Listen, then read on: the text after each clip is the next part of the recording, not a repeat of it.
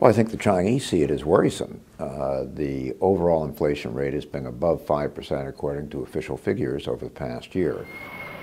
My guess is that China's inflation index, in fact, understates the real rate of inflation there by a significant margin at this point. The housing pressure that an ordinary Chinese person felt in 2009, which was terrible, that's gotten better. Housing price pressures have gotten better, but now food prices are going up. So now everyday items are getting worse. Energy prices are going up. So if you're using energy, and if you're driving in some way, that's getting worse. What you've seen as an ordinary person is, oh, thank goodness housing prices have steadied out, and now other prices are going up. You feel a little bit battered. Well, as usual, inflation affects those people at the bottom of the spectrum because they spend an inordinate portion of their income on food, and food has been one of the sectors that's felt the strongest inflationary pressures. They should be concerned because of their own policies. And China, in response to the financial crisis, undertook this absolutely gigantic expansion in the money supply.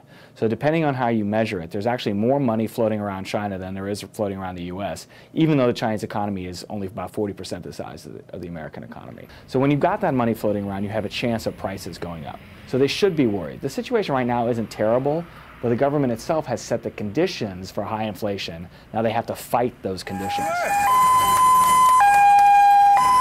The last time there was a really large inflation bout in China was in 1988-89. And most people would say that contributed in a significant fashion to the instability that we saw in June of 1989, in June and for a few months before June. This current round of inflation is not nearly at those levels. But certainly every Chinese political leader is very sensitive about whether inflationary pressures are getting beyond what they view to be the boundaries that assure ongoing social stability. So I think this is very much front and center in their own concerns as they look forward to the coming months and year.